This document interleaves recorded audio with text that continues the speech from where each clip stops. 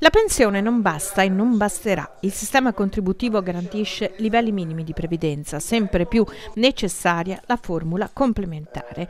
In Veneto aderiscono 35 lavoratori su 100 ai fondi pensionistici complementari, un po' più della media nazionale, ma non è sufficiente. Veneto Welfare è un progetto della Regione Veneto affidato a Veneto Lavoro per diffondere la cultura della pensione secondaria. Come migliorare la conoscenza dell'ambito finanziario nelle scuole, perché c'è veramente un'ignoranza di fondo, non è colpa dei ragazzi, è colpa del sistema. Secondo, come aumentare l'adesione a questi fondi territoriali da parte delle parti sociali, quindi è un'adesione contrattualistica tra lavoratori e azienda, però la Regione può fare un'azione di regia.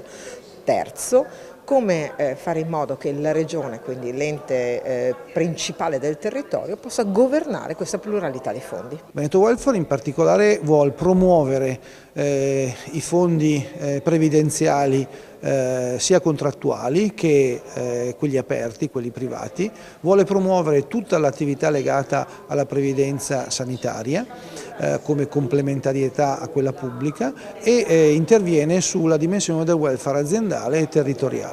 Un buon lavoro è stato effettuato con gli enti bilaterali, ma va incentivata la consapevolezza che un piccolo sacrificio aumenta la mutualità. Non dobbiamo dimenticarci che la previdenza complementare, la solidarietà è nata qui in Veneto, gli enti bilaterali sono nati in Veneto 40 anni fa e poi il modello è stato replicato a livello nazionale, però la madre di tutta questa partita è veneta, delle imprese venete, del sindacato e delle associazioni di categoria.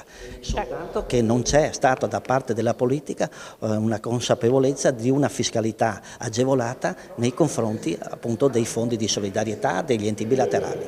Vedendola non solo come un problema di futuro, ma semplicemente di allocazione dei propri risparmi, anche perché di questi tempi mi pare che i rendimenti siano talmente bassi che conviene metterli in un fondo pensionistico che rende di più. Tutti questi soldi, ci sono 5 miliardi di euro all'anno legati alla previdenza integrativa solo in Veneto. Tutti questi soldi dovrebbero in parte essere investiti sul territorio, abbiamo grossi problemi di infrastrutture che non riusciamo più a finanziare come ente pubblico, dico la Regione, questa è una forma di finanziamento che ci potrebbe aiutare a completare tutte quelle opere pubbliche che avevamo in programma a inizio legislatura e che non possiamo sicuramente finanziare col project financing, quindi c'è da studiare tutta una questione anche di questo tipo perché si innescano delle sinergie assolutamente virtuose tra cittadini, imprese ed ente pubblico. Bisogna alzare gli stipendi, non è che la storia che uno siccome non ha, è l'uovo e la gallina, no? Dice io non ho i soldi, vabbè, allora sarei un po' meno povero adesso ma sarei più povero dopo. No, ma ormai gli investimenti devono essere previdenziali sempre di più. Quota 100 migliora un po' la situazione. Quota 100 la peggiore, perché noi viviamo ormai fino a 90 anni. Addirittura il Giappone si sta attrezzando per una civiltà centenaria e quindi dovremo, anche la previdenza complementare dovrà alzare i livelli di uscita. Abbiamo davanti un futuro luminoso, difficile ma luminoso.